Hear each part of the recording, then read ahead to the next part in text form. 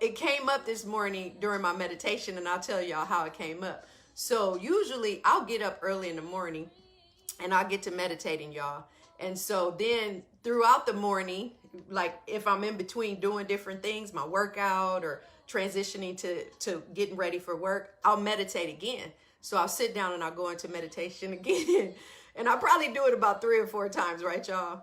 So this morning I had meditated like early at like 6 something. And then, I don't know, it was probably close around 7. I got on my mat and I was meditating again. And so then Rob walked past me. He was like, oh, you at it again, huh?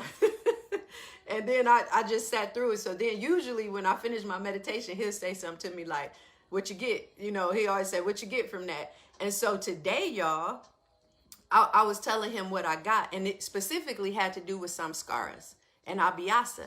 So today, in regards to samskaras, remember what I said, that samskaras are like your rhythms, your patterns, your habits, your grooves, these grooves that are created, that it's the way we show up. I talked to y'all about this in the past. And when I told y'all about it in the past, I told you about how some people, an example of a samskara is like people that's just always late. Piff, I ain't even talking to you right now. I ain't even pointing you out, sis. I'm just saying, it's like people that, Piff, I promise I ain't talking about you. People that just perpetually late, like they're just always late. Like we don't know why, they just show up late. So that's a samskara, a rhythm or pattern, or even the foods that you eat. It's an example of your samskaras, your rhythms, your patterns. So anyway, I was telling Rob about like the word samskara, and he was like, oh, well, you got some real good ones. He was like, you got a good samskara, good practice, that abhyasa. Abhyasa is practice. He said, well, yours is real good. And I was like, well, why you say that? He was like, because you always, like, the way you eat, the way you get up, the way you practice your life, it's just a good life. It's just a good example. Pip, I see you talking about you still working on you. Summer, what you talking about? Okay. I ain't talking about you either, Summer. I'm just telling the people about samskaras and abhyasa. So a lot of things that we do, a lot of how we be is just out of habit, y'all. Y'all know that? A lot of how you get up and the way you greet the day, it's out of habit. So if you get up in the morning and your first statement is, oh, I ain't get enough rest, or, oh, I don't feel like doing this, it's out of habit. And then it also is a part of naming your day and then continuing and making deeper grooves in regards to those samskaras. Do y'all hear me? So those samskaras, this Sanskrit word to mean imprint, the grooves. So these rhythms, these patterns aren't just in the way you show up in your day. Y'all, these samskaras are deeply grooved down into your tissue. We have these pathways in our brains, right? In your tissues, in your body. These practices are within your body, where your body gets used to this habit or this rhythm or this pattern, right, y'all? These grooves. Come on, let me pause. Because I want you to place you as the primary subject right now. And I want you to look at your abhyasa. That's your practice. And then I want you to look at the samskara, these rhythms, these grooves that are there because you've created, or they've been created for you, and they're just like, that's what you do. And that's how you be. And I want you to look at that. And I want you to think about, are those things life-giving for you? Do they energize your body? Or do they take away from you? I'm going to be quiet for a second. I'm going to be quiet because I want you to think about yourself. I want you to feel about yourself. So let me talk a little bit more in a second. I'm going to be quiet. I keep saying that. Girl, be quiet. Girl, you keep saying be quiet. Girl, I'm going to be quiet. Y'all, let me be quiet for a second. Let's hear Erica. Let's listen to Erica right now.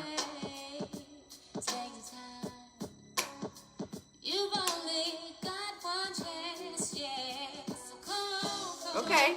Y'all know this one life. Come on. All right, y'all. Okay. So here, let me go deeper into that. And let me tell y'all what. Let me tell y'all where all this be coming from. So 2 of the books, y'all know I said I'll be reading 10, 50, 11 books. So right now, I'm reading, I read this a bunch of times. The Yoga Sutras of Patanjali, right? And then also this book, Living Buddha, Living Christ, y'all. So y'all can go get these 2 books, but they're speaking specifically to some of the stuff I'm talking about. Come on, shirt. Yes. See, y'all distracted me. Come on. So talking about samskaras is like our contracts. You remember yesterday when I was like, we're going to break contracts with certain things. these contracts, some old ways of doing and some old ways of being, some habits we need to break.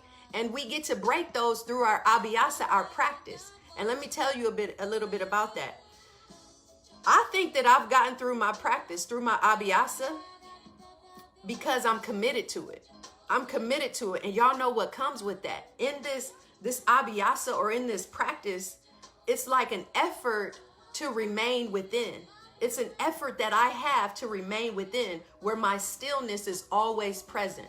Y'all remember a long time ago, I talked to y'all about carrying your stillness with you wherever you go, so that when the chaos comes, you can still be in stillness. It doesn't overtake you. Y'all remember when I talked about not letting the storm just gather you up and take you with it? We have to have this effort to remain, right? To remain in awareness. And isn't that beautiful, y'all? Let's talk about that word awareness. Just to be in awareness of how I am, who I am, and how I be right now. Y'all get me? Y'all get what I'm saying? Okay, I got some more words for y'all.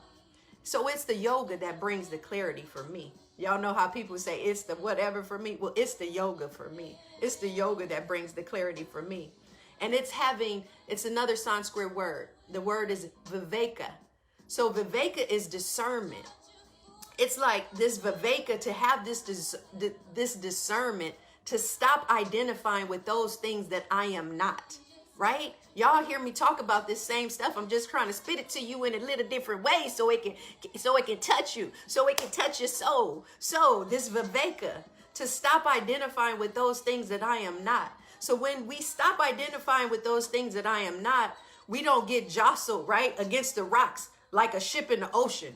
We just get to be more stern and be able to be in charge of us. Y'all get what I'm saying? And we don't go when the storm or the wind comes. We don't get gathered up and get taken away with it. To have that viveka, that discernment. So I was thinking about the viveka is about to know what's good for me. To feel about that. What is good for me? Even with simple things, y'all. It could be something as simple as this. Something as simple as, I know I want to get up and go work out at 6 a.m. So should I stay up an extra hour tonight reading this book? Do y'all hear what I'm going to be quiet. There it is again. I need to be quiet so you can look at you.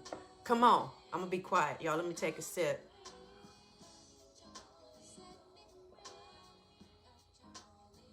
Or it's this viveka, right? This discernment. To be able to say, will I eat this particular food that's loaded with sugar, even though it brings me this sluggish feeling and there's still more work for the day? It will impact my mental clarity. My mental clarity will be compromised. So should I go ahead and eat this item that's full of sugar, like a donut or something? Should I do that? That's the viveka, the discernment. Come on, y'all. I'm going to keep talking to you because I want y'all to get this. So not letting the storm gather you. So the ability to do that is nurtured by this dedicated practice to abiyasa.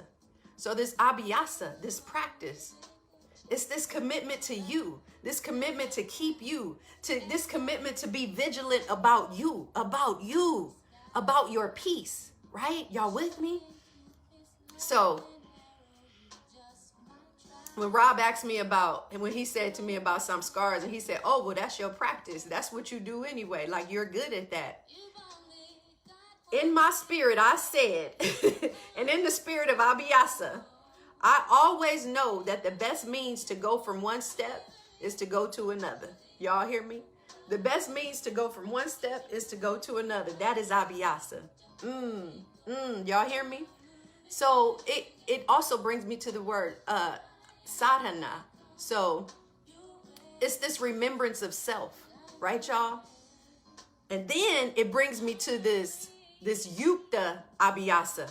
So yukta abiyasa is to do these practices with full attention. Like you have a full awareness. It means to perform all actions with full awareness. So whatever I am doing, no matter what that is, I am fully aware of what's happening right now and how I be right now. That's the yukta abiyasa. Do y'all hear me? Y'all with me? So that's it, y'all. Come back to this awareness of you. Instead of letting all these things outside of you take you, come back to this awareness of you in this moment and in every moment. And in your awareness of abiyasa, And your awareness of your samskaras, those rhythms, those patterns, those deep grooves, right, in your tissues. So you and your samskaras, your rhythms, and your devoted abhyasa, that practice, becomes a quality of getting to know you all over again. Y'all. So when you hear me say this morning, I meditated once, and then I got to moving about, and then I sat down and meditated again, and then I'll move about, and then I'll sit down and meditate again. Come on, y'all. It's the radical act of sanity to sit with me. That is my radical act of sanity, to just grab me. Girl, get you right here. Come on, y'all. All right. All of that is about stopping the vacillation of the mind. The way that this world will have you vacillating. Do y'all see that? This vacillation is like this back and forth, this undecidedness, this here and there. Is that your samskara? Is that your rhythm, your pattern, your habit? Is it? Because I want you to place you as the primary subject. And I want you to look at your samskaras. I want you to look at your abhyasa, this practice of being, okay? Okay. You say meditation is life? Come on.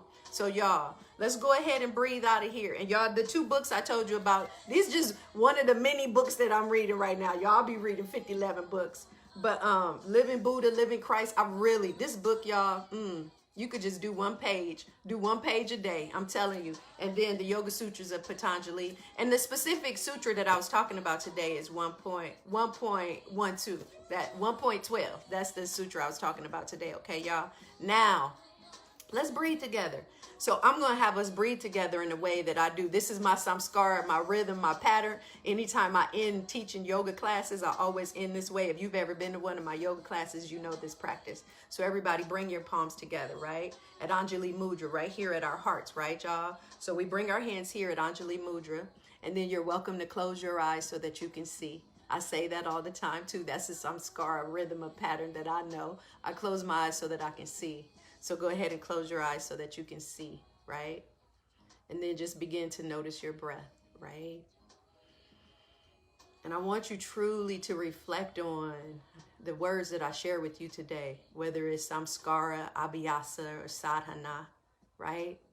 Or viveka. I like for you to just chew on those words and be with those words today. And then everybody on your next inhale, rise the hands up and pause them before the middle of your forehead. And here it is. We bring our hands here as a reminder of clear thoughts, right, y'all? And like my grandma used to say, y'all, whenever I would ask for something, she said, girl, just be happy you woke up in your right mind today. And ooh, y'all, to wake up in a clear mind, right? To have the awareness that you are waking up in a clear mind today. That awareness, y'all. And then slowly bring your hands down and pause before your lips.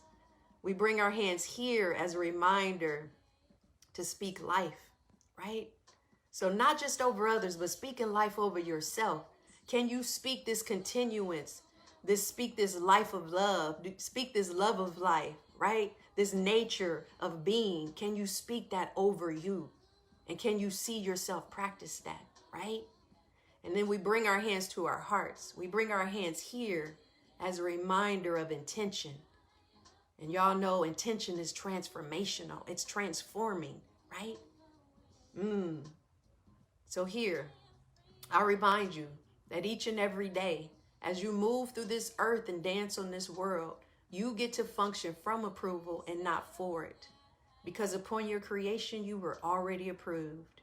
When you were made just right. Just right. The light in me honors and adores the light in you. The goddess in me honors, loves, respects the God, goddesses, and they in each of you. Namaste, y'all.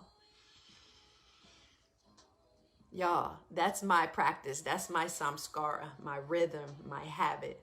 Okay? You say you want me to post these books, sis? I got you. So y'all go and get on with your day. I'm about to get on with my day. And check out your rhythms, your patterns, and check out your awareness. How aware are you with the way you're moving through your day and the way you be? Come on, check out your be. What's up with your be? Your B-E. Y'all know the B is right behind the do, right? All right, y'all.